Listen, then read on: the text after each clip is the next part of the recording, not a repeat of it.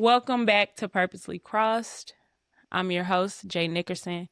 I don't even know if I said my name on the last one, but yeah, welcome back. And this is part 2 with Bay.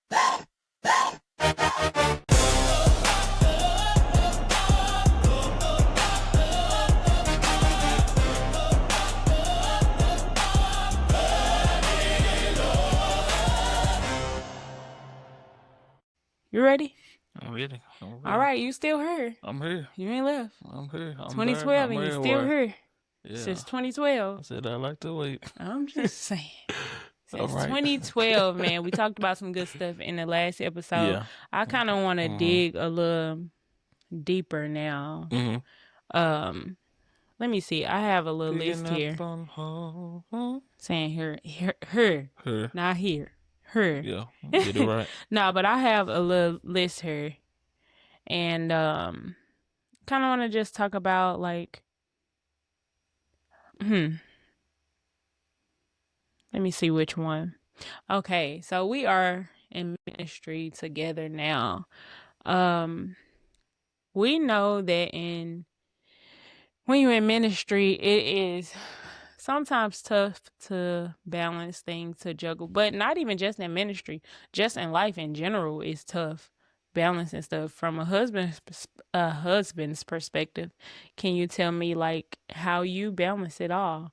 Being a deacon, being you're a sound tech person, all of that. You be making flyers, doing all this stuff. Of course, you work, being a dad, being a son. How do you juggle all that? When you say and all you're that, married, you know, being a husband. When you say all that, it's hard. I ain't gonna say it's hard, cause for me saying stuff hard is like saying I hate when people say I don't know, you know, cause it all can be figured out. It is all doable. People say you don't have enough 24 hours. You do. You just got to prioritize for certain things, you know.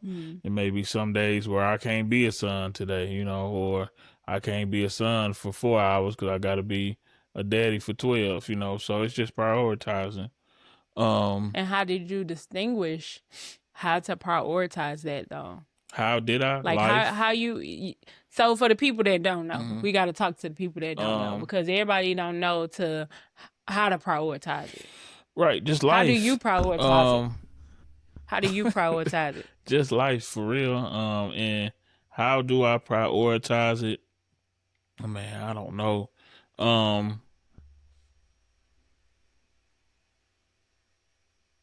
That's a good one. I feel like if God give you the strength to do it, to prioritize it, which he not gonna give you nothing that you can't bear. So, for example, that's debatable. Okay, well, I'm to you. So, for example, with all the things that you just named, and I guess it's kind of playing into what I said also. God gave me all of those things, all of those roles, but he still gives me enough time to put my hands on each and everything, if that makes sense. Even busybodies or people who have a lot going on, they still have the time to do this thing and still focus on God. And I think the main thing with all this stuff is with doing all this stuff, I still have time to focus on God. Or while I'm doing these things, God is the core to everything. Yeah. So with my son, or just not even just, and it's kind of it could be mutual. So if I'm spending time with Josiah, I'm spending time with you a lot of times, if that makes sense. There's also times where I'm not spending time with you, and it's solely him. You know, it's times where I went over my dad's house. God allows us. It's kind of like with money. Sometimes we may not think we have enough time, enough money, enough this, but he makes it all work for that's good, for whatever we need to do. And it's the same with you. You're a mama. Like, yeah, you know, I can't say too much about the son aspect of it because he a skin tag. He always with you, but no, you balance a lot. You know, head. you come home from work, your mind racing, and you know, my first thought when I get off work, I'm not looking. I might clean the kitchen, wash the dishes. My first thought ain't to straighten up the living room or to, you know, sweep and mop and that ain't my first thought initially right off of work. So that's why I say what I don't know, prioritization is a word. I broke it down the syllables just in case I messed up. But just prioritizing. Everybody Yeah, prioritize different, and I'm about to end. But the key should be God, Jesus. that's good. I'm glad you said that. You said some good stuff in there alone just because I was earlier, it's funny, I was reading Genesis 2 and 18. It's not good that man shall be alone.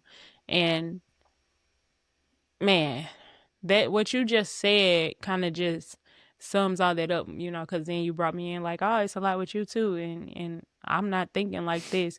And that's the what's the word I want to use? Picture of our marriage, Yeah. really, because I find that a lot of times when I'm lacking in an area, you have more there. And when you're lacking, I have more there. And it even went back to when we were looking for that house or whatever, when you was just like, oh, I was, stressed out, but you was patient in that time, your faith or whatever, it balanced out, Yeah. Um, that's how it is. And I feel like that's how it should be in marriage because obviously we not perfect. Yeah. And in Genesis when God said it's not good that man should be alone, I believe that he had all of those things in mind. That, you may not be at 100% all the time, so you have a helpmate that is able to pick up the other 30 when you have 70, Yeah. or that's able to pick up 80 when you only have 20, Yeah. but it still balances What is out. ketchup without mustard? What? Some people don't even like mustard though. Like I just felt like some don't joking. like I just ketchup. felt like joking. No, but that's really good. And I don't know. I give you your flowers or whatever. And don't get me wrong, because husbands have a way of triggering their wives and getting under their skins. They have an access that no one else has. So obviously I may get a little snappy, or And to I ain't be gonna say honest, when snappy. I do Actually, stuff, I I don't feel be like trying to wait, make you I feel like mad, I've been mad. doing better. Yeah. But I never try to make you mad, mad. uh, Honestly, like that's when I say debatable. mad, mad, when we say it multiple times, what Oh level yeah. I'm talking about. But Okay. I always like to, with you anyway. I like to get you a little irritated. It's I don't That's what know I'm why. saying though. I'm not Like saying it's entertaining, but it's like it's a little cute when you're mad, baby. That's what the song say. we're not doing that. Think I'm serious. We're not doing that. But you get what I'm saying. But yeah, it's like, man, But you we also not said doing it something alone that for kind of sure. stood out because you still left the order there. So I kind of want to dive into that a little bit. Um Especially like as of recently with coming into Purposely Cross and how God had to get me together with some stuff. Woo, baby. Um Now in the last episode I talked about how I prayed for my husband, and I'm gonna get back to the part I was just talking about. I talked about how I prayed for my husband and how I knew that you were my husband and all this stuff. But what I didn't know until we were already married was that you had prayed for your wife too. hmm Let's talk about it. Um, I can't remember the exact time frame. But oof, I had prayed for somebody that I'm not gonna say resembled Mm-hmm. my mom. And when I say my mom, of course, I think last episode I mentioned my stepmom, but my birth mama, who passed in 2006. So, I always yearned for a female or a relationship, whether Mm-hmm. that be wife, and probably one thinking wife at the time. But eventually, as I got older, of course, as a young kid, it's from a boy's perspective. I know young girls, they think about marriage. Young boys, not all of us think about Mm, marriage, and that's just to be not truthful. really. But as I got older and into relationships and seeing certain characteristics of certain women, not the same as my mother, my mom. I yearned for a person that, excuse me, I'm getting a little choked up. I yearned for a person that um resembled her characteristics. So, and that's loving As and all what? that Like stuff. like what though? As far as characteristics, Yeah. nurturing, because Okay. I'm affectionate, so a nurturing Yeah, we're gonna person. talk about it. Yeah, nurturing. Goofy, man. That my mama used to laugh all day, every day. It was quick on her feet too, so that's what you got that for sure. I Um, think the word is witty. Witty. Okay, Yeah. yeah. Well, don't say that. I know, right? Yeah, witty, but quick on their feet. Good personality overall. Just a loving person, a kind person. It's a lot of characteristics that I can't think of right at the moment, but guy friend for sure. Yeah. Um, my mama was a guy friend woman. With her being a single mama, she ain't always get the opportunity to go to church because she was working, and a lot of times Sunday may have been our only day off. See what I'm saying? So, Yeah. but yeah, guy friend, and all those type of characteristics. That's good. And you mentioned the affectionate part and all that stuff. So let's talk about that a little bit. So they don't know this. Some people know, but a lot of people don't. So getting together, I was not the most affectionate person. And so I'm trying to think back. So in the beginning of our relationship, I think I probably fooled you a little bit to think I was or something because I don't know why.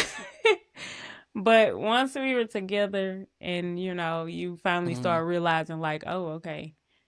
Well, I won't even say where you finally start realizing. Got to the point where I could voice it. Yeah, I could voice because like, when you first start off, you being that yeah, you be real puppy nice love. because you don't Yeah, want to yeah, you push trick me. You them, low key trick me. stuff like that. All right, I'll take it No, I'm if joking. that's I'm what you want to joking. say. Did you want me to elaborate on that, I or were mean, you if you want to finished? You can elaborate. finish. I'm sorry. Yeah, no, I'm just saying like, so I wasn't. I've never been. I've never been. I've never been this super affectionate person and stuff. So now, well, going into our marriage, I knew that because you were, that was something I was praying about, but it kind of lingered even when we were married. I was just like, all right, that's enough. Like, I wasn't super affectionate. And I know that about me. But at some point, I realized I had to compromise and be like, well, if that's what you need, that's what you need. So the people like to talk a lot about love language and all of that stuff. And I'm just now really I learning don't that mine understand ain't it. what I thought Yeah, I don't what I understand thought it it either. was. So how does love language work for the people that don't know? Because I really don't know. We're not finna get into all of that Okay, because I don't want to debate with the people, gotcha. and I ain't, Yeah, no, I I ain't got that you. type of person. Yeah. But so with the love language thing though, I was finding that I was loving you the way that I wanted to love you. So I was just offering you like, oh, okay, I love you, but I don't want to be affectionate. But you were needing that affection. And I didn't learn that necessarily from you, but from God. He had to show me it deeper. And why I'm saying that, because they don't know, but you lost your mom when you were 16, right?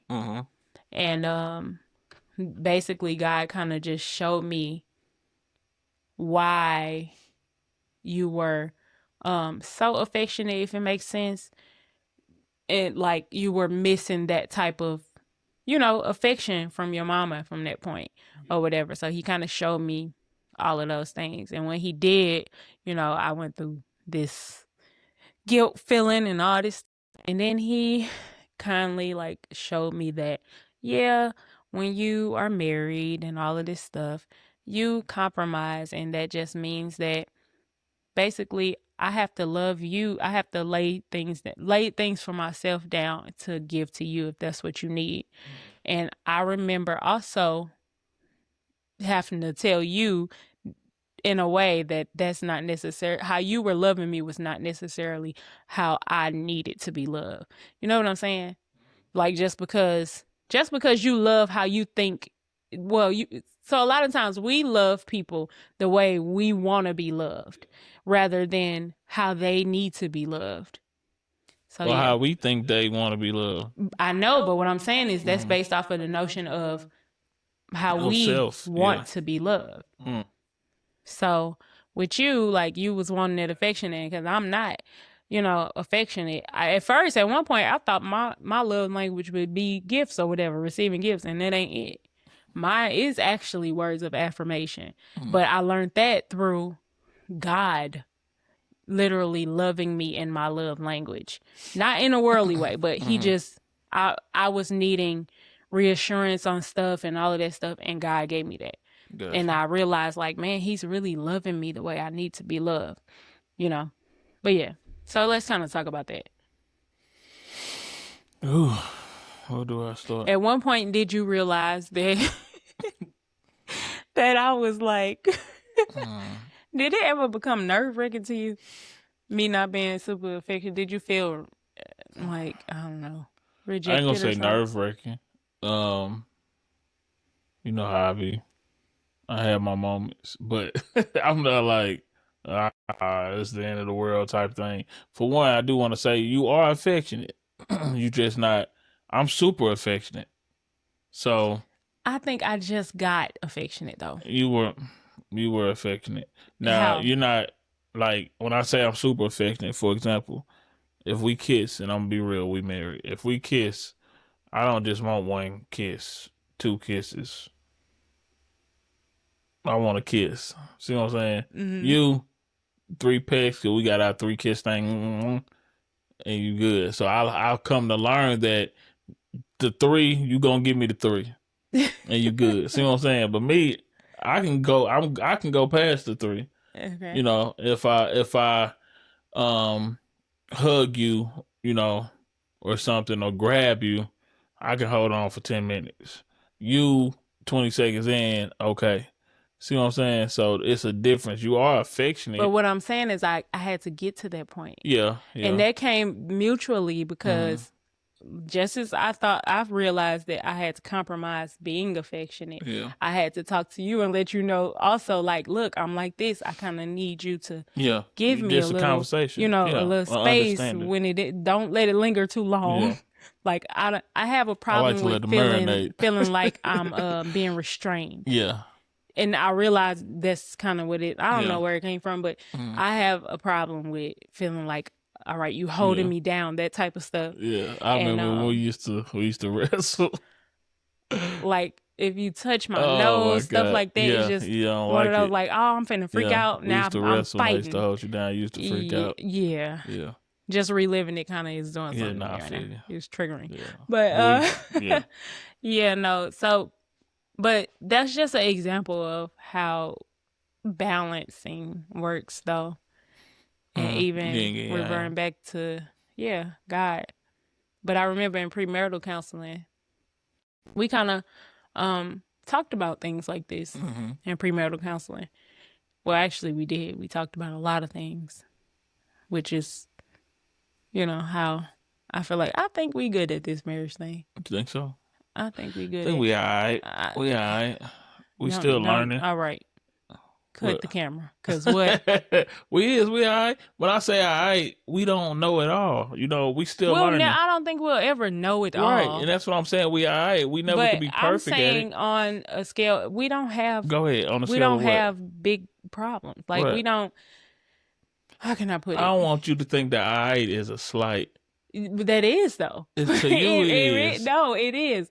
We all right. That's a slight. What are you talking about? It is a slight. Okay. On the scale, what you was about to say?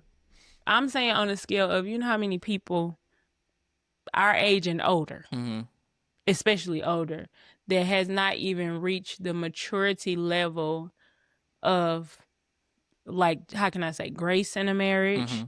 Like, these are important things. Grace. Right. It's a big thing. Everybody talk about communication. Of course, communication is big, but nobody wants to talk about the grace that has to happen in a marriage. No one wants to talk about the patience it takes. No one wants to talk about the love that has to be there even when you don't like them. Like, you know what I'm saying? Like, no one wants to talk about those things. Like the fact that you still sometimes, just say if you ever get to the point where you even question like, all right, am I still in love? Yeah. Like, just loving God enough to see you through that. And that's big. So really, a lot of people they try to take God out of the equation, and it's nothing without God. We know that. So on a scale of Whitney and Bobby to Barack and Michelle, where are we? That's a bad. That ain't yeah, good. no, Okay, that's not good. Let's don't do that. Well, I tried. Let's not use them. Scale of 1 to 10.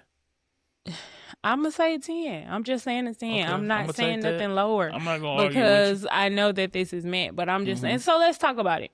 We talked about. I just mentioned the grace in the marriage, and there's some specific things I want to talk about when it comes to this. So I had somebody that I used to work with. They were getting married at the time, and at the time I think I was married 7 or 8 years, and they was just like, what's some good advice, or what would you say keeps it together?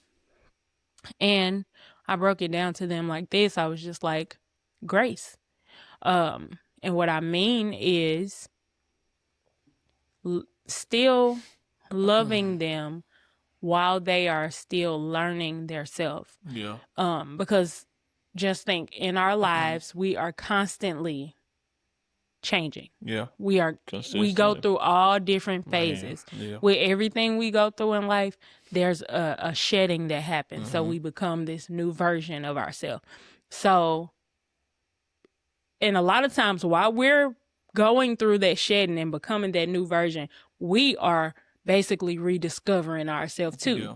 So that's where that grace part comes in, because I've turned into somebody else. I'm not the same 20-year-old Jamila. Now I am a 25-year-old, which, some things are the same, but there's some things that are different that I am just now discovering. So I might not be the best person to you right now because I'm still discovering it. And the same vice versa, but being patient and giving grace through that.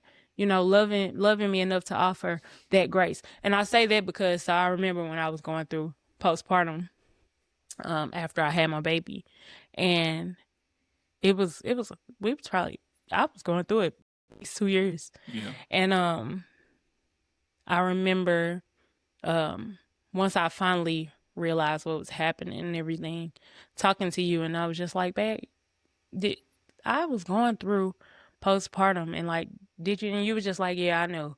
And I was just like, well, how did you, why did you, why did you just, I don't know what I'm trying to say, but you were very patient with me in that time. When I would you wouldn't, I've experienced you get back with me in an argument, as opposed to this time. It was like you were so much more gentle and patient, almost like you knew that it was something else that I was fighting, that I didn't even realize I was fighting. And you did tell me that. You was like, I knew it was something. I'm not gonna say I knew it was postpartum, but I knew something was going on. How was that from your perspective? To watch and to live out,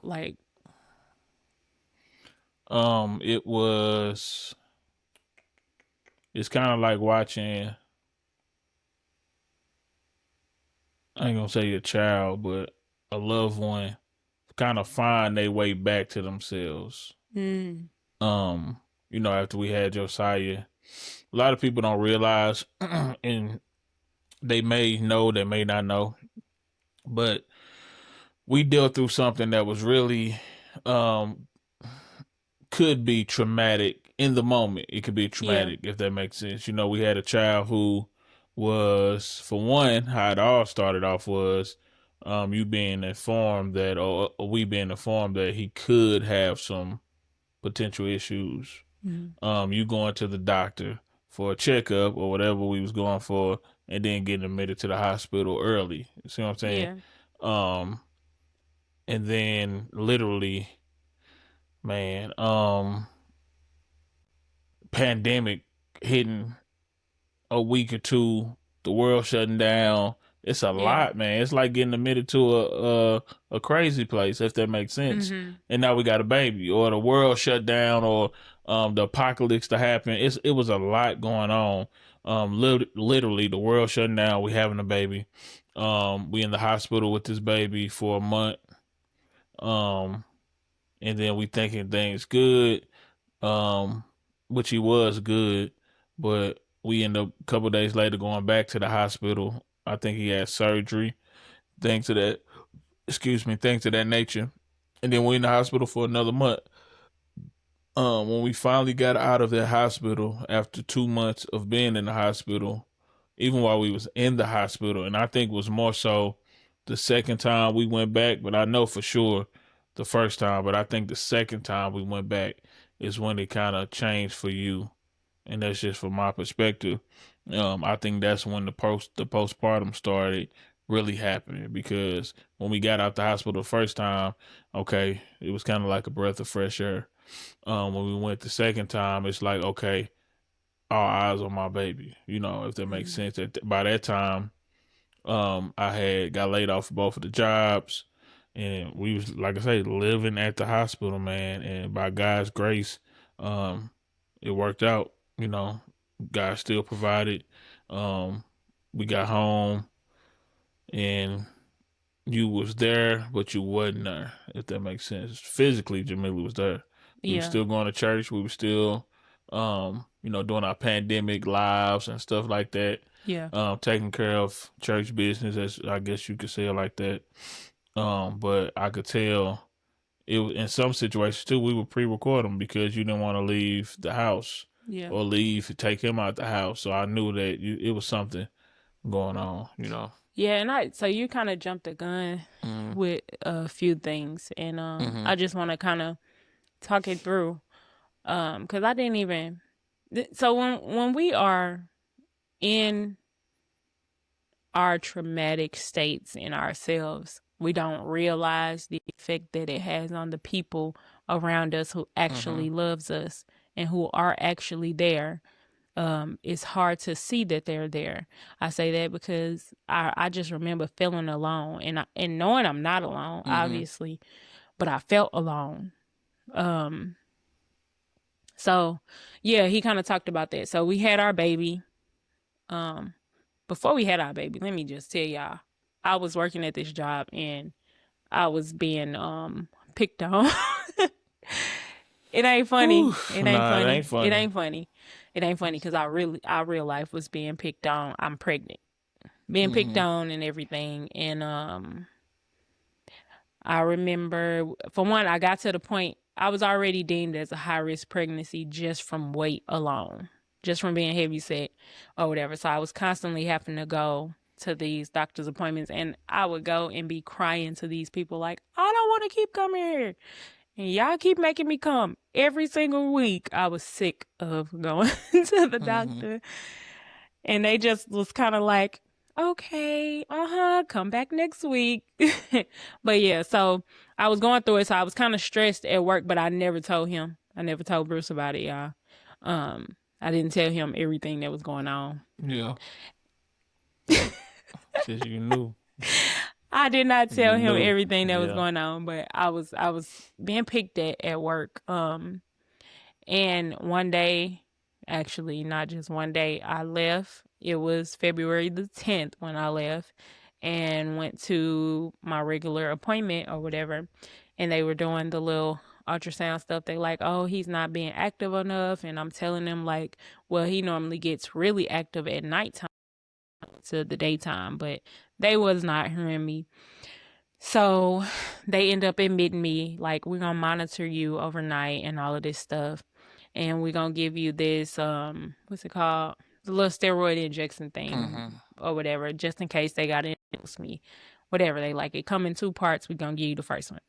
So they monitor me overnight. The next day, February 11th, I'm there all day still. But then they let me go home. Now, mind you, February 11th is my birthday. They let me go home that evening. So I remember we went out to eat, all that stuff. I'm back at home and everything. But I got another appointment in 2 days. So fast forward to the 13th, I got another regular checkup appointment. Get to the appointment, and as they doing the ultrasound, they say the same thing, like, yeah, he's still not active enough for us. So we gonna admit you and we gonna induce you. And I'm like, what? Hold up. Wait a minute. But they end up admitting me Mm-hmm. and inducing me. My water wasn't breaking. I only got to, by the time I had Josiah, I had only got to 1.5 centimeter dilated. That's a story for another day. Yeah. February the 14th, I have this love baby. He come out, he's very pale. He has like these spots on him, like blue, purple, all this stuff, and then these red dots all over his body, but he's very pale. So also I had a C-section. So they take him to the NICU, and I'm in my room, all this stuff, waiting to see him. They saw him before me, but well, actually, no, they did. Because after the C-section, they did put him on the side of me. I got a picture with him or whatever, but I didn't get to really see him. Mm-hmm. But the whole day had pretty much passed. They was trying to let the drugs and stuff wear off before I went down there. I went down there, and they were doing CT on him or something, ultrasound, I something on think his so. brain and Mm-hmm. stuff. They like, yeah, we're trying to figure out everything going on. So my baby's blood was very low. All his blood, red blood, white blood, platelets, all his blood was low. All of it. It was very low. Um, so they doing all this stuff. Comes back, they like, your son has congenital CMV, cytomegalovirus. They like it. Basically, how it happens is it can get passed through the placenta, some stuff, all this stuff. Y'all can read up on it. But what happens when it's passed that way is, so it's not harmful to like us adults and stuff, but it's harmful when it's passed through the placenta and it becomes congenital, and it can cause developmental delays for kids, vision loss, hearing loss, and it can attack a whole bunch of stuff. For him, it attacked his blood, which is why his blood was low. So mind y'all, remember I told you all his blood was low, and that was some new news. So he's having to get these transfusions. He only a day old, and they having to get him transfusion, and then his blood just keeps dropping. And it's like that every single day. Like, yeah, his platelets, and no, it wasn't only his platelets. So what was happening was all his blood was low, and then they give him a transfusion. So his platelets was dropping every day. His red blood was dropping every other day.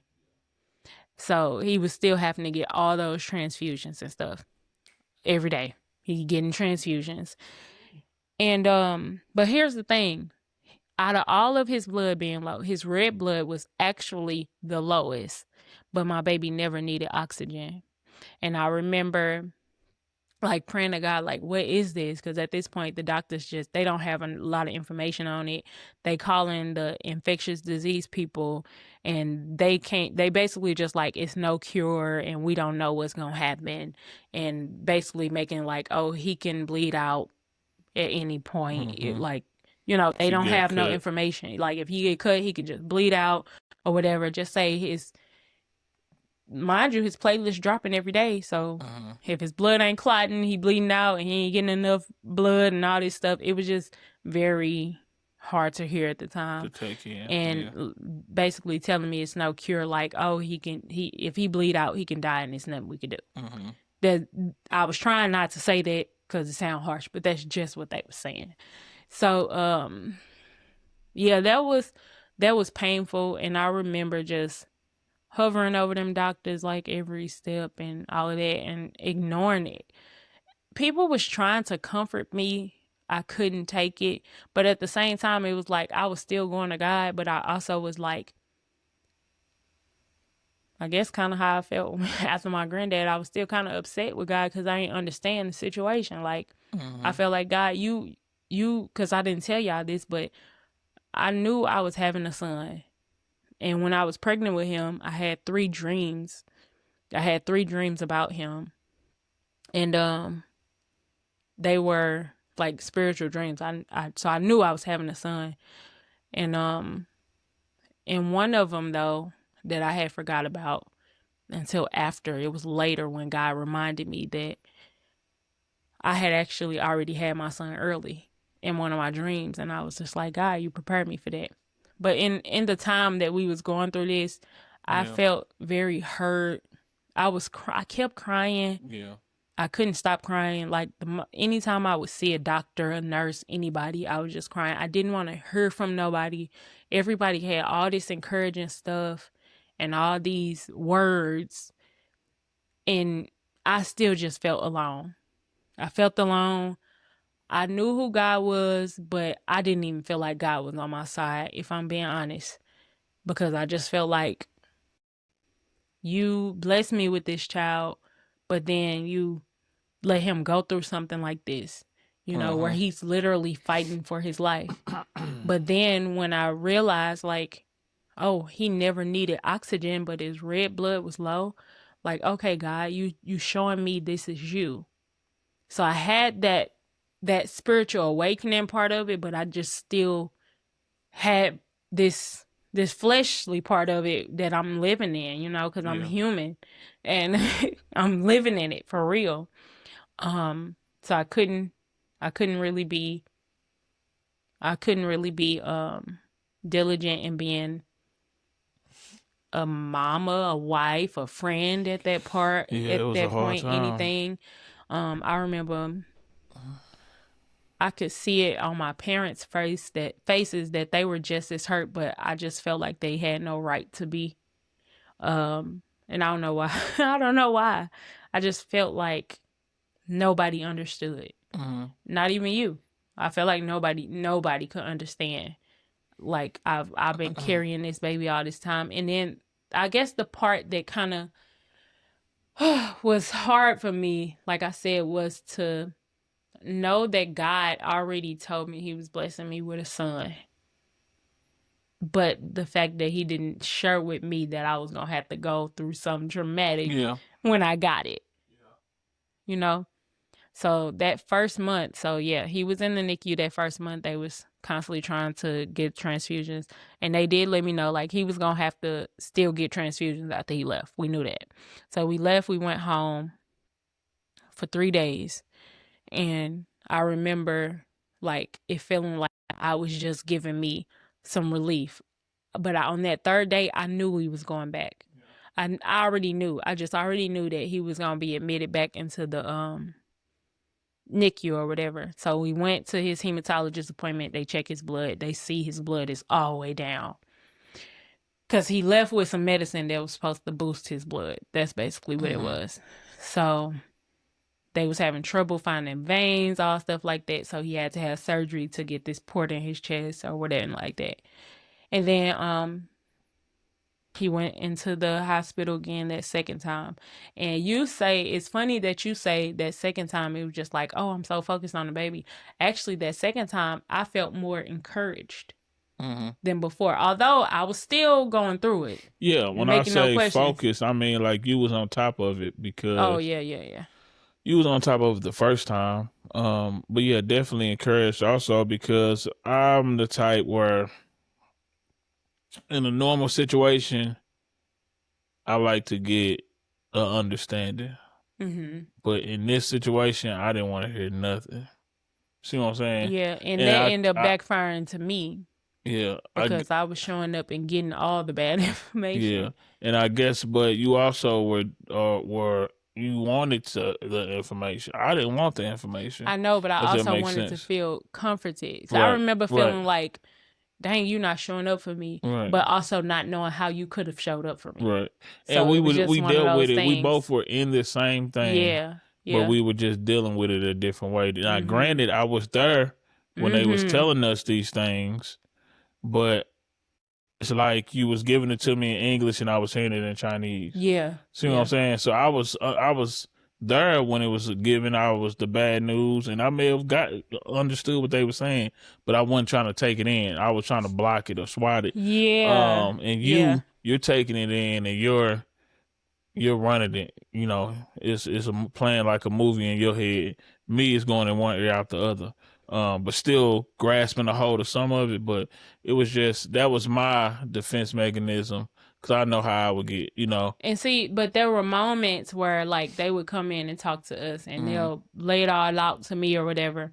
And then you would go and be like, so what this mean? Yeah, As if you because I wasn't have to just get standing right there. That's why I Wait, said in no. normal I think it was situations more of a I have processing to thing get an for you. understanding. No, I think it was more of a processing it down. But I wasn't necessarily the person that should have did that, been because that was I breaking me should have been down, asking them, having but I to. didn't want to at that time. Even though they were helping us, Right, doctors and nurses was not my right. friend. It's sad to say, but I didn't want, like you said, I didn't want to see them coming. I know. Yeah. So It was just hard it for was both of just us, for real. us in it. We in this ring together trying to fight this thing. So just like it was hard for me to be a wife, it was hard for you to be a husband at that point, just because, like I said, I didn't feel like you were comforting me in the way that I needed to, but I needed you, but at the same time, I couldn't have told you how I couldn't even tell myself how I needed to be comforted. Yeah. Because nothing anybody was doing or trying to do was helping you. Sure enough, you was coming in, like, especially like when they shut down the hospital. Mind y'all, COVID happened, y'all. And when they shut down the hospital, you'll come and try to get me to go outside just to take a breath of fresh air. I was not leaving. At least I wasn't. You was going to get our food and everything. I was not leaving the room, y'all. I wasn't leaving at all. Like, until the day my baby left that hospital for good, that's when I left. Like, I wasn't going nowhere. So you were trying, and like I said, I felt like, you just not doing nothing. But at the same time, it was nothing I felt like it was nothing you could have done. Yeah. Because I didn't want And to I be knew receptive of it. it's only so much I can do. Yeah. So I did what I could. Yeah. Like, but see, I just like wasn't in a place eat, to receive it. and that's what it is. Yeah. I wasn't able to receive it. I wouldn't have been able to receive it. And it wasn't just you. I wasn't able to receive it from nobody. Yeah. Because I was kind of, like I said, I was mad at God. So in being mad at God, I'm mad at everybody. Yeah. Yeah, that was a rough time. That was definitely a rough time. And even when we went home, when we finally got home, we was having to go to all these appointments. He was still having to get transfusion stuff, y'all. Nurses have to come out to change the dressing on the port that's in his chest, all this stuff. We started out having to go to the hematologist once a week for a while. Then it started gradually decreasing to like every other week, stuff like that. No, actually, it started being every 3 days, I want to say. And then it went to once a week, and then it went to every other week. And eventually it started being like, a month later down the line and stuff like that. But after a year, finally, he was able to get the port taken out. And then it would be like maybe every 3 months to 6 months where he would even need a transfer, stuff like that. And right now, of course, congenital CMV is still there, but he also has thrombocytopenia, which is low platelet count, meaning that, it's just lower than everybody else's. But the good thing is they're not dropping. They just maintain. They just don't go higher, if that makes sense. Was that all he had? Through them, like, yeah. Well, so at one point, because his white blood, it was all his blood, yeah, like it was. So at one point it was neutropenia or something like that. I forget the actual word. So basically what it is when his white blood count dropped too. So it was the neutrophils though, portion of it. So with the white blood, and I don't want to get too scientific in it, but with the white blood, it's a part of it where it's one part of it that fights. And that part of it is what used to drop him down. That's what it was for, the white blood. So it's simpler. It's more simple to say the white blood, but it's not just the white blood in general. It's the portion of the white blood that fights for that particular thing. Yeah. So yeah, it was a lot. It was heavy. Man, he was such a beautiful baby too. He was, oh my God. He was a little teddy bear. My baby was, he was just a happy little, sweet little baby. We used to give him shots. I used to hate giving my baby them shots. Yeah. His little thighs, little chicken thighs, but chicken thighs is crazy. We made it. God got us through it. And now my baby 5 on Valentine's Day. He'll be 6. 6, yeah. And then he was born on Valentine's Day, Day of Love, you know, for fleshly and Yeah, worldly. yeah. But you Yeah, understand nah, it but though, we got us you a know. love baby. Crazy Mm. thing out of that whole story, y'all, I had Bobby Brown tickets. Oh yeah, we were. We were supposed to go I was supposed to see. go see Bobby Brown. Was it just Bobby Brown? No, it was New It was Edition. no, it was Bobby Brown. It was his concert. Because is that when you saw Mm-mm. Oh, okay. Nah, it was Bobby Brown. I can't remember, but I remember it was Bobby Brown, one New Edition. But yeah, I Okay. had got some free tickets to the Bobby Brown concert. Yep. And the same And day then my we son was had the born. baby. Yeah. So, Yeah. Yeah, just too y'all, but bad. wow. So we living in this house. The world is shut down. My family is talking to my baby through a phone, through video.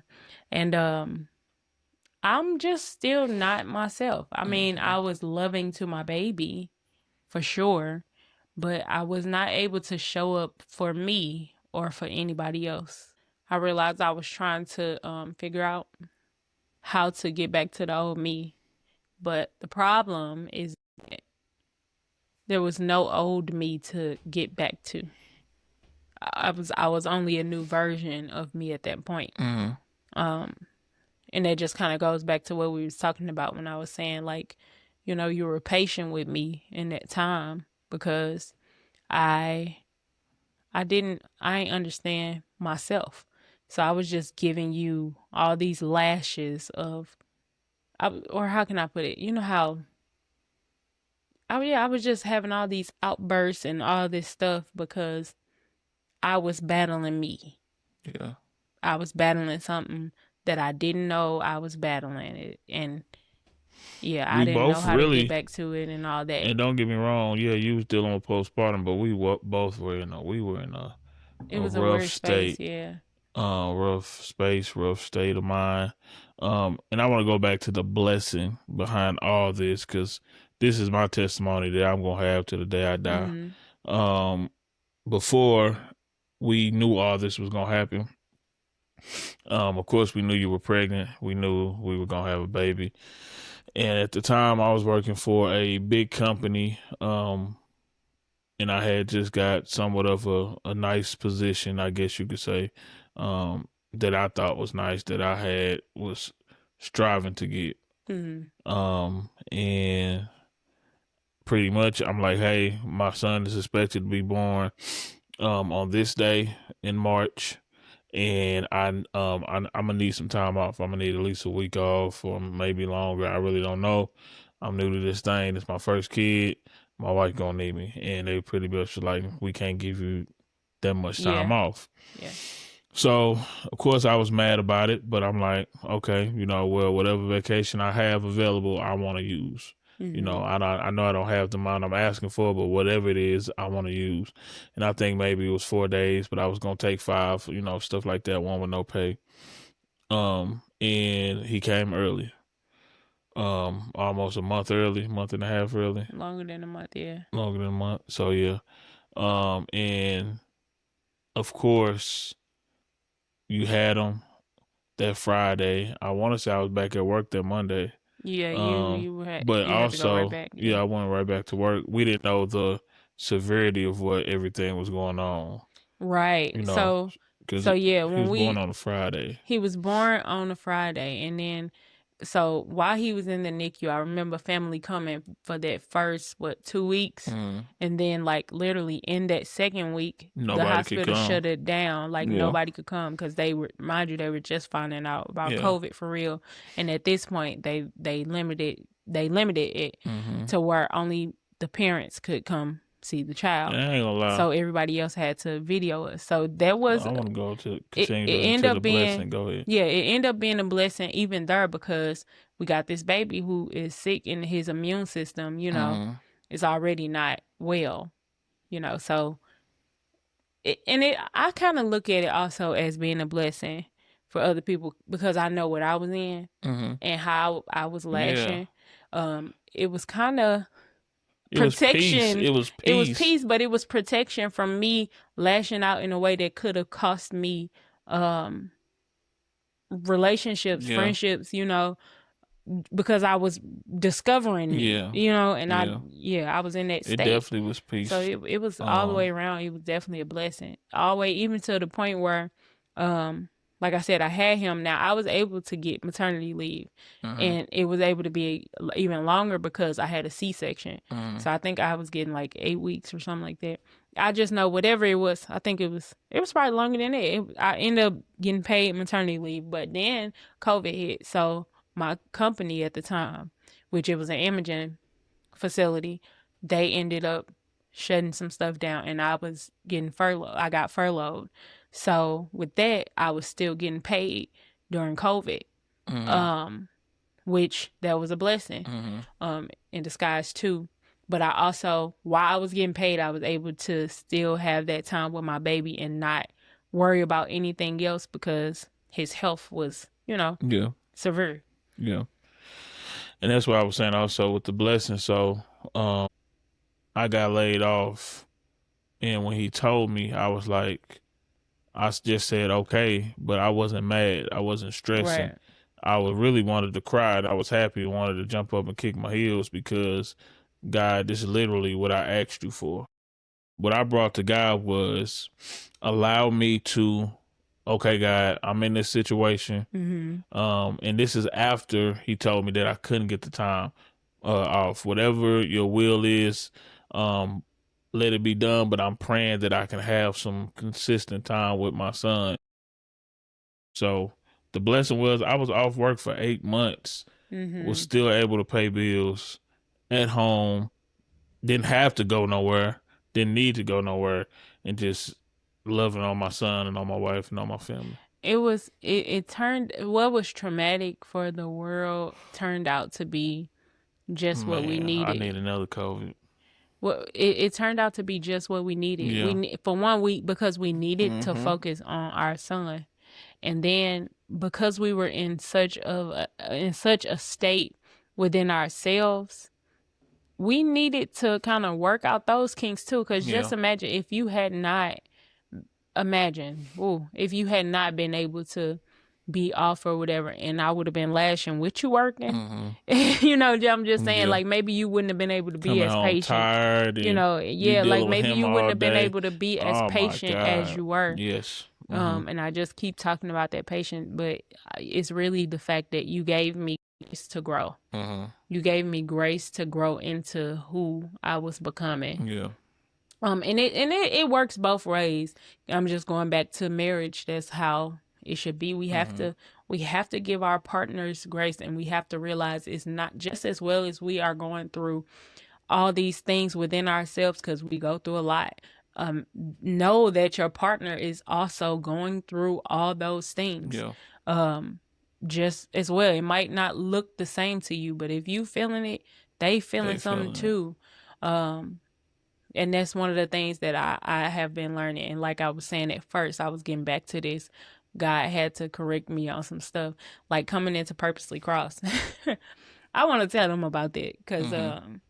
so coming into Purposely Cross, I shared with y'all how the name came about and all that stuff, but I didn't like share a lot of specific details. Mm-hmm. So for years, my husband had been saying like, "Oh, God gave me this idea about a podcast, boom, boom, boom, or whatever," and he just sharing this idea. And when he telling me, now mind you, this years ago, Yeah. when You he want to go telling on me, for it. yeah, it was going in one ear out the other, because for one, I didn't watch podcasts. Yeah.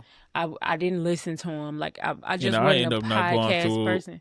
through with it because I'm like, if I'm not doing it with nobody else but my wife. Even if I have additional people, my wife is gonna be involved. So if my wife ain't Yeah. feeling it, it ain't. I'm not. And Yeah. see, so I gotta share some more. Let me get to that. Mm-hmm. So now, mind you, he spoke this thing years ago, and yeah, he said it, but I wasn't listening. I didn't receive it. None of that.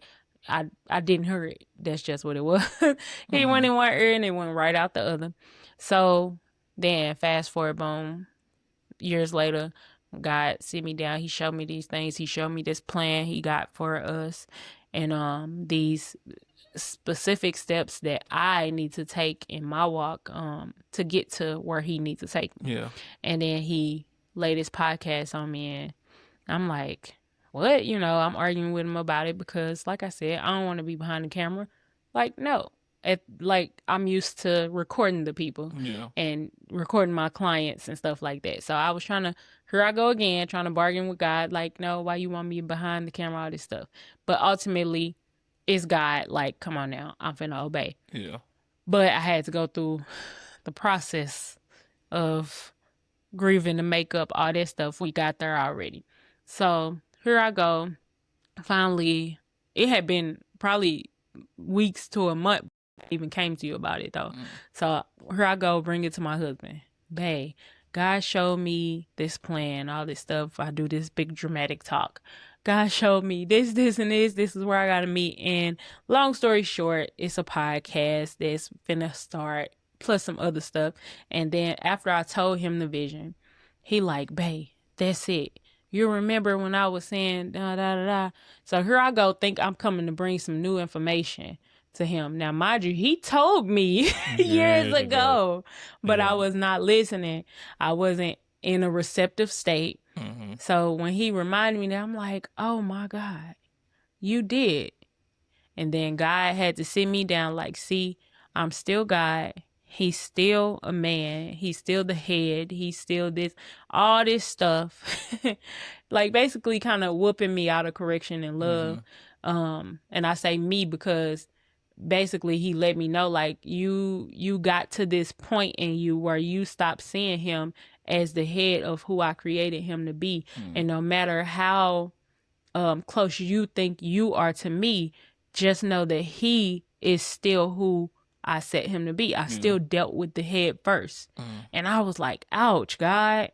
Like, dang, it was that deep, And I was like, dang, so here I am not doing what the Bible say, as far as respecting my husband and submitting under him as the head. And I'm thinking I'm submitting in all these other ways.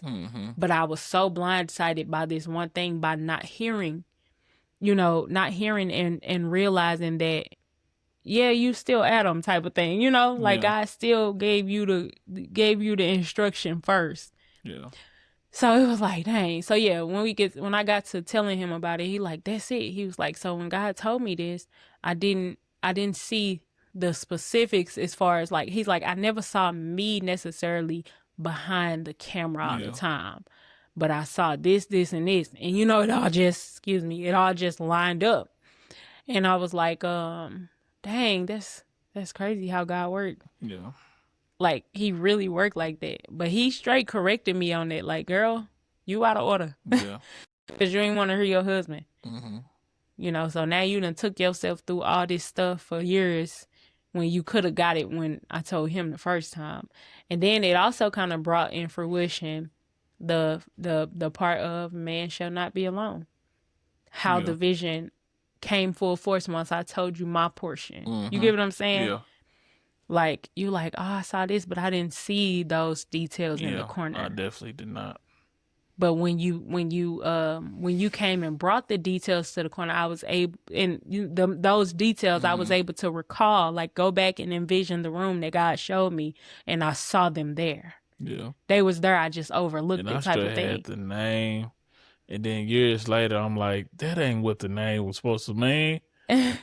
I ain't gonna say what it was, but it was a play on the word. I'm just gonna say the word. Yeah. And how we use lingo here in St. Louis. Yeah. And I'm just thinking this, but it worked for the worldly side of it, of, the concept I was going with in the name, but literally the same name. Yep. On top of the word. Man, I'm like, Lord Jesus. And then as soon as I thought about it, I had a different logo and everything. And I had all that made. As soon as God gave it to me, I made a logo. What I thought it should be. Yep. And then when it was brought back to me after you mentioned it, it hit me like right then and there. I'm like, because we was thinking about names, and I think you came to me with the name. Yeah, no, I brought you because I had the logo wrote out in the name with the cross. But I started thinking about the name that God had gave me at the time. Yeah. I'm gonna say God gave it to me, or the name I came up with. But how it could have been used. God Yeah. gave it to me, but how it could have been used in the correct way. But it also wasn't the time. But you also like that goes back to that example of how we get blindsided and want to do what we We want to do do. after he show us Yeah. a part of the promise Yeah. type of thing. Yeah. You know, just because he That's why I hold didn't. up. That's why it didn't happen. Yeah, just because so just imagine how many ideas God give us and then we go and this hidden personal for me for some that I'll probably talk about later, but um imagine how many ideas and things that God share with you that he wants you to use for his glory. But then when you get it, you like, oh man, he told me to do this. And then you go and put all the stuff you want on it. So now that's not, it ain't glorifying him because you went and worshiped somebody else with the idea he planted in you. You ever had something that had so much stuff on it that it ain't good no more? When you could have just had it Yeah, plain and yeah, simple. Yeah, yeah. that's how it That's is. how it is. Like you Like, could have just kept it how it was and how it's supposed to be and kept it simple and plain and straight to the mm-hmm. point, but you done added all this You done other added stuff all on it. this other It ain't stuff even when good no more. it's not good no Yeah. more. And that's how we be in our walk, man. Mm-hmm. That's how we be in our walk. And it was kind of how it was, like I said, when it was like, oh God, that's my husband. Yeah. So yeah, I can do this. I can enjoy him in this way and Yeah. all that. Like, yeah, nah, but in order. Yeah. God, like, no, I'm still a God of order. In Yeah, order. most definitely. Now I thank God that he ain't just, be like, no. Yeah. But he corrected us in He love. got us together. Yeah, he did. There's one thing that I wanted to talk about though, leading up to this. We went through something else. That was kind of, especially like when we look back into it now, it kind of pushed us into purpose, I'll say. Well, we know our purpose is to glorify God, but it kind of pushed us into our purpose as far as like serving and our handling of our gifts from God. So we went through our house being broken into. I kind of want to talk about that and how it affected us. But I'll give my portion, but I'm gonna ask you. Go ahead. So when that happened, like, no, when that happened, how would you say in your words, like, how did it affect you I want it from start to finish, from the regular side and then the spiritual side once you begin to see more. Yeah, I'm gonna start from the regular side. So from the regular fleshly side, I was hot. I really didn't have a full understanding of why it happened. But I understood kind of why it could have happened. At that time, I had a pretty much a full-fledged studio, but I had a nice setup. And I made a lot of music in that particular space. I didn't have a ton of people. Music? Yeah, it was like R&B, hip hop, that type stuff. I did a lot of stuff. Some gospel-ish for plays and stuff like that, but it wasn't straight gospel music, or worship music. But the house got broken into. We don't know how it got broken into. It wasn't it wasn't no key. I mean, it wasn't no door kicked in, wasn't no window open.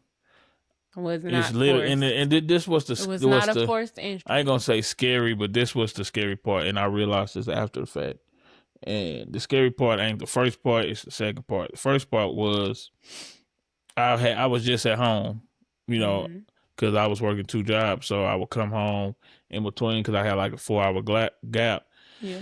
Come home, take a nap. I would go to my second job. So I came home, took my nap, went to my second job. I probably was like an hour and a half until my shift at my second job, and my wife called me. You called me saying, or send me a text or something like that about, something like you real funny or, you playing a prank. And I'm like, what you talking about? You thought I trashed my studio? No, I didn't. What you say? That's not what it was. I thought you let somebody borrow your stuff. No, you said it was stuff everywhere. Your words were, "Are you playing a prank?" I thought you was playing a prank. Yeah, Like, okay, I did, and but you, then I thought you'd let somebody borrow it but too, you though. know me, you ain't know So I let nobody I borrow my did stuff. kind of. I didn't know what to Yeah, think, you was but go shocked ahead. yourself because you know I don't. Girl, you crazy. Um, so yeah. So anywho, I'm like, what did you talk about? And um, yeah, you said, I said call the police or whatever the situation was. And that was my thought process after the fact. Like, my wife is there, or my wife was there, if that makes sense. Not while it was happening, but she came home to this thing. But yeah, somebody broke in the house, and like I said, I don't still don't have an understanding of why, but I think I know who and blah blah blah. And I don't know if I'm jumping the gun, but anywho, um, it's and we spoke about this when somebody break in your house, and it's weird because I felt the feeling that I felt before. Because as a kid, I had somebody break in our house. Literally, you seen the movies where people come in their house and all their furniture gone. I've been in that predicament before as a kid, living in the Yeah, hood, yeah, straight up, and like, what in the heck is going on type deal. And it's a vulnerable, how you say it? vulnerable, Say you can't talk. vulnerable, You acting like me. vulnerable man. Vulnerable man. It's that type of feeling, man. I've heard a statement that it's compared to, or it's relatable to, someone that has been sexually Mhm. abused. Yeah, It's it's an like invasion of it's an invasion of privacy. privacy, and that's Absolutely. how I feel. And now I know since then I've been not on like watching over my shoulder or Yeah. back, which I've always been the person to, even when we was dating. When you get in the car, lock your door, watch your surroundings. Just growing up where we grew up at, but be on alert. But when you on alert and stuff happen when your eyes closed, if you get what I'm saying, that's where it kind of gets you. Or if you on Yeah. alert normally and stuff happen while you're not away, it ain't like I got robbed at gunpoint. I got robbed when I was gone. So not that was the what kind of messed with me, I guess. So for me, it was everything is listen, everything be deeply spiritual, and it's so crazy because on the way home, I get in the driveway and I sat in the car and I kind of like looked at the house for a second. Um, so then, boom, I go in the house. I was sitting there and I looked at the house because something felt off. It just felt off, but I didn't know what it was. So I went in the house and, come in regular. Ain't nothing out of the ordinary in the front room and stuff. But then I go and I walk the hallway. So to the left is the second left is our bedroom or whatever. So I first I looked in our bedroom. And I remember particularly, one of my phones was on the dresser. I had an iPhone on the dresser right there. Boom, TV is up against the wall or whatever, and nothing is out of the ordinary. So, kind of in turning, I turned into the room, and the light opened, the door opened into his studio or whatever, but the all his computers, all his stuff is gone and stuff is just all over the place. So I'm like, hold up. And this off feeling is still Mm-hmm. right there. And then boom, I'm like, wait a minute. He probably let somebody borrow his stuff. Like he gotta be trying to play a prank on me. Like, cause I'm just really not getting what's happening for real, if Mm-hmm. that makes sense. Like, nobody came in this house and just took nothing, and I just looked to the left and saw a whole iPhone sitting there, Mm-hmm. see a TV sitting there. When I walked through the front room, TV still in the front room. You know what Yeah. I'm saying? All Yeah. this stuff. This is what I'm thinking. Like, ain't nobody just Specifically only that stuff. huh? Yeah, Yeah. yeah. Like it was specific to that room. Like that Mm-hmm. stuff is gone. Like that's the only stuff gone. Mm-hmm. Your laptop, your drives, whatever, all that studio Brand stuff, new brand new stuff. $1,000 microphone. Yeah, like so go to the back door and the door is unlocked. So I was texting him in the midst, like, you playing a prank on me? And he like, nah. I'm like, I'm about to call the police thinking he gonna say, all right, it was a prank. I took my stuff with me or whatever. And he like, all right, call him. So I called him and they come, they like, yeah, it wasn't a forced entry or anything, and go through all this stuff. Do you know anybody that this? So mind you, Holy Spirit drops in my spirit exactly who it is. I already know. And then I replay the night before. This person came, or it might have been 2 nights before. No, it was a night before. This person came over, and where our back door is, you have to come down, like you have to pass our back door to get to where we was at. We was sitting downstairs watching a movie or whatever. They came over, and mind you, they had to pass our back door. And this was confirmed through somebody else that is a seer also, that somebody unlocked that door. So that's what happened. Like that person came in, unlocked that back door. They planned to come back because they knew the schedule, all this stuff, but didn't necessarily know when I was gonna be home. That's the kicker, didn't know I was because actually that's what it was. I got VTO. Remember, I got VTO, so I actually got home early. And it's crazy how that stuff be setting up like that. So while the Holy Spirit is dropping all these nuggets, and he tell me who this person is, I share with my husband. He like, I ain't gonna just say I know that. You ain't want to accept it. I get it. You like, nah, I ain't gonna say that. It could be, but it could have been anybody, whatever. I'm like, all right, I know because the Holy Spirit told me, and I know his voice. That's just what it was. And I'm like, all right, now I'm bringing it to God. Like, all right, what I'm supposed to do? I'm out confronting this person. Like, what's this? Because everything in me want to, but then the Holy Spirit was just like, the Holy Spirit was like, no. And this person stopped. At this point, this person was coming around a lot, and then all of a sudden they stopped coming around as much. But they would still go around some of our family members. So this is the crazy thing. But so then this person end up coming to church and stuff like that, and the Holy Spirit like let me know, like, no, this is important for their walk. They gonna feel this and this. They telling me about, the Holy Spirit is literally telling me this stuff. This person is gonna feel the guilt, the shame, like, but it's gonna come with an apology. But it's not, the apology is not gonna be direct. Gave me all this stuff. Sure enough, one day we at church, this person gets up to testify, and they give this apology to people that they've done things to in their life. And the Holy Spirit said, that's it. And I'm like, wow, because I was really like shook at how clear and vivid the Holy Spirit could speak, at that point. But I'm like, wow. So even, hey, I never told this person that I knew it was them, but I did tell this person that I knew who it was. And I remember the reaction when I told them, like, who, and you know how somebody when they think like, yeah, and they was flustered. I saw all of that. But out of specific instructions and obedience to the Holy Spirit, I couldn't move on it. That's hard. It's hard. That's hard in general, being in the flesh, but to know something, to be in a position where you know it, but you cannot confront it because you are under strict instruction from, the Holy Spirit, from God. Like for God to tell you, you don't touch that person. Yeah. They still precious to me. They acted in this way, but they still precious to me. And that's what it was, because this person, they precious to God. You know what I'm saying? And I loved, and I ain't gonna say we've loved this person even harder after that. Yeah. After knowing. And I know you was in that space where you was just still kind of like, yeah, it could have been anybody, but I don't know if you now like, at the point where you kind of realize it, but it was basically just to a point like, nah, not want to accept it. Yeah, it can't be that person, nah. But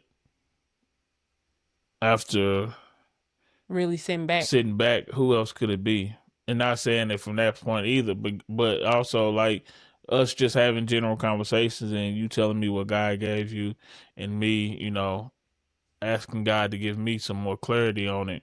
It's clear as day. It became clear as day who it was. But I had to sit in that thing, man. Like you say, it's kind of like a situation when I was a kid. I had somebody that used to take from me, and my father used to tell me, even though don't say nothing, don't do nothing. Yeah, don't say nothing, don't do nothing. And that's hard. I'm gonna take care of it. My daddy used to literally tell me this, and I used to know.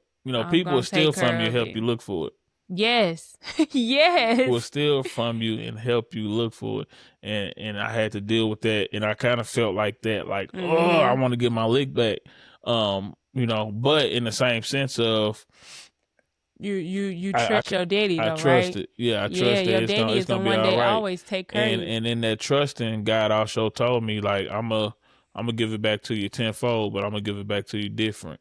You know, Yeah. Yeah. you still gonna have the same capabilities, because But it's my gonna be thing better. was, yeah, it's gonna be different. You're gonna have the same capabilities. Like right now, I don't have a studio, Mhm. but we recording this podcast. I Mhm. don't have the equipment and the stuff I had then, but we still recording this podcast. I can still record a song.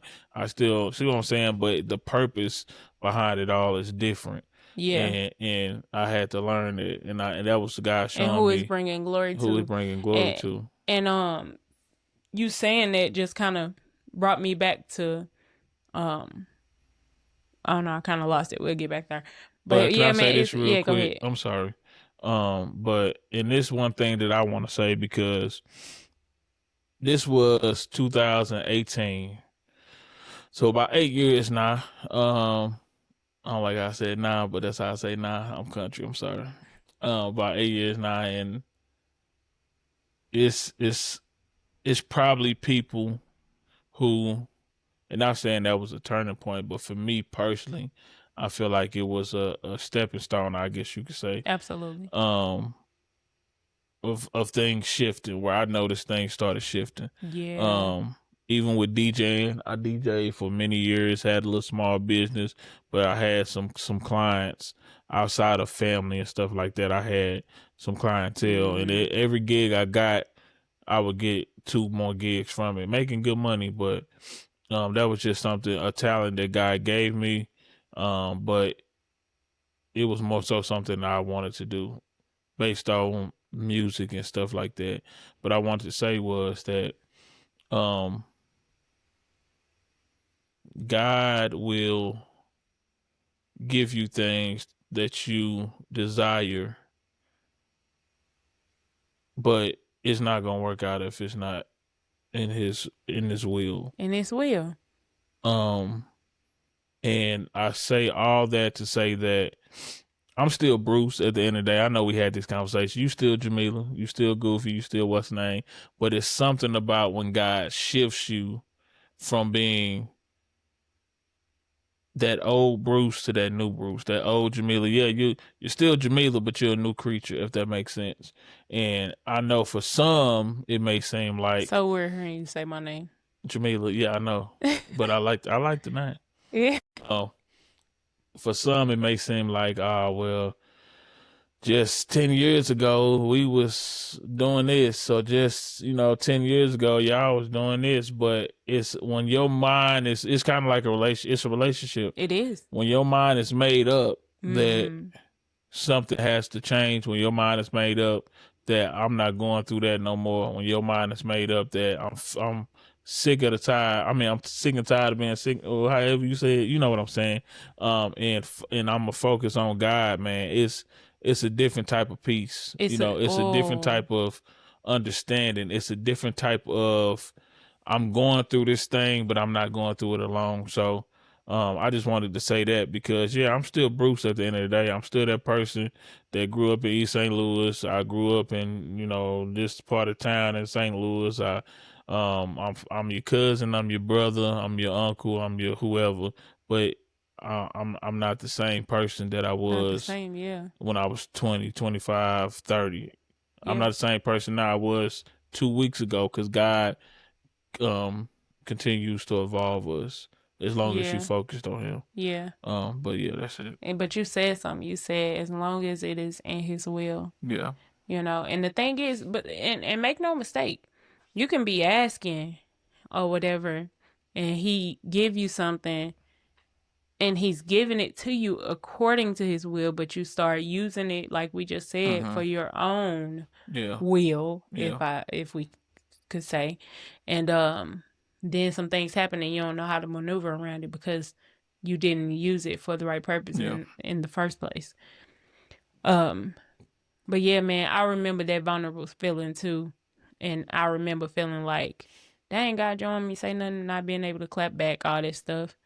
But I knew I had to listen to God because because the Lord showed me a lot of things in this person's life concerning them, um and I've spoke to them according to those things in their life, on God's, as being His mouthpiece or whatever. So to still have to love the people that blatantly hurt you in a way or attack you or whatever because you love God. And not just because you love God, but because God calls you to love people, and genuinely hearted. God showed and told me that this person that did this to me was precious, and that if I would have retaliated, it could be dangerous for me. Basically, they made that choice, but He was going to work it out in a way for them. You know what I'm saying? So I couldn't move in that situation how I wanted to. I had to only show them the love of God, because it was going to show them that although you did this to this person or whatever, the way that they loving me, this is God saying, the way they loving me is enough to still love you, to know you did it and still love you. And that's just a example of how He is with us. Yeah. It's exactly how Though we choose, the for them to release a murderer into the crowd over Jesus, though we choose that, He still loves us enough to take on our sin and die for us, for some He didn't even do, and still raise up so that we can still be back in good standing with Him. Yeah. Though we choose to go against His word and go against the grain, He still gets us or places us in the right place. Yeah. Like, yeah. Still love us even through the attacks that we throw at Him. Yeah. Because anytime we out of His will, we attacking Him. Yeah. We put ourselves in the enemy states. Yeah. We put ourselves against God when we be fighting against Him or whatever. But He patiently love us and still give us grace. Yeah. We still a grace case. So yeah, babe, I thank you for being on Purposely Crossed this week, and I know I will have you back. Yeah. This has been a blessing, but I want you to leave an encouraging word to somebody. If you could think of just anything, it could be anything that we talked about today. One thing that I want to say is something that my late great mama used to always say to me is that everything that God does or everything that happens in your life is for a reason. I'm gonna expound on that. I've been through a lot of things in my life before I met my wife, while I was with my wife, and it all happened for a reason. Schooling when I was a young kid, being held back, moving to St. Louis. I'm gonna build it up as if I would have never got held back, would have never met these particular people.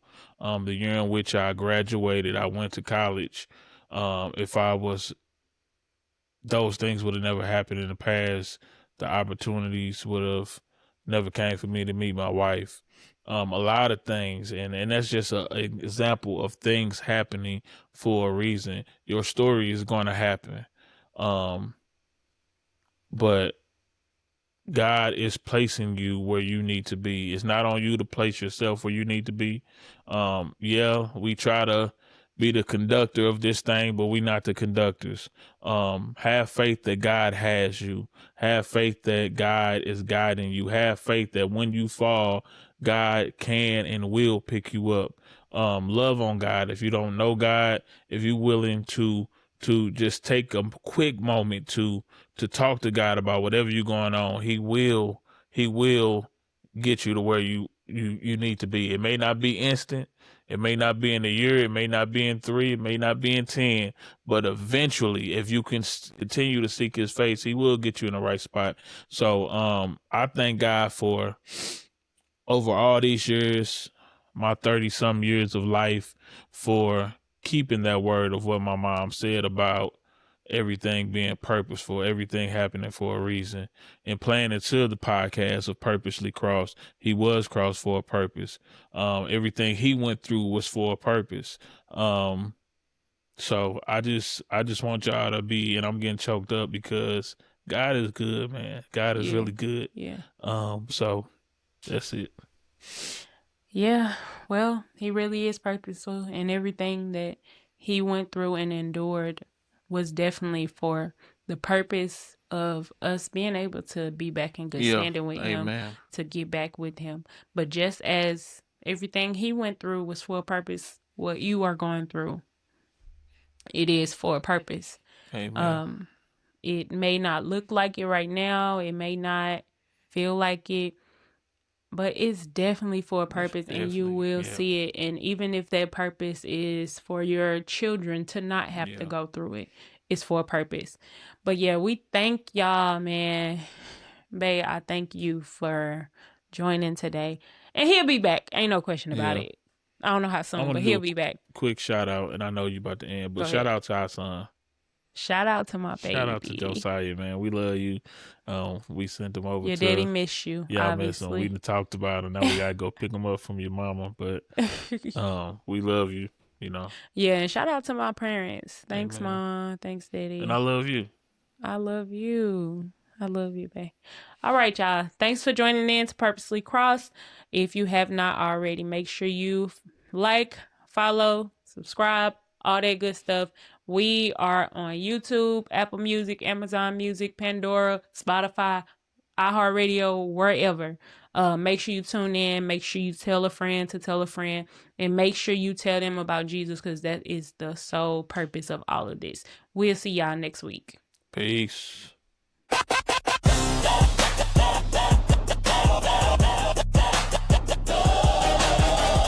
Hey y'all, just wanted to take a quick moment to say thanks for tuning into Purposely Crossed Podcast. We're all about diving into conversations that matter, and we're so glad that you're here for it. If you haven't already, make sure to subscribe to our channel on YouTube, Spotify, and Apple Podcasts. We'd love to have you along for the ride. And don't forget to follow us on all social media for all the latest updates, sneak peeks, and more. Let's stay connected and purposefully cross paths. Hit that subscribe button, and let's keep the conversations going.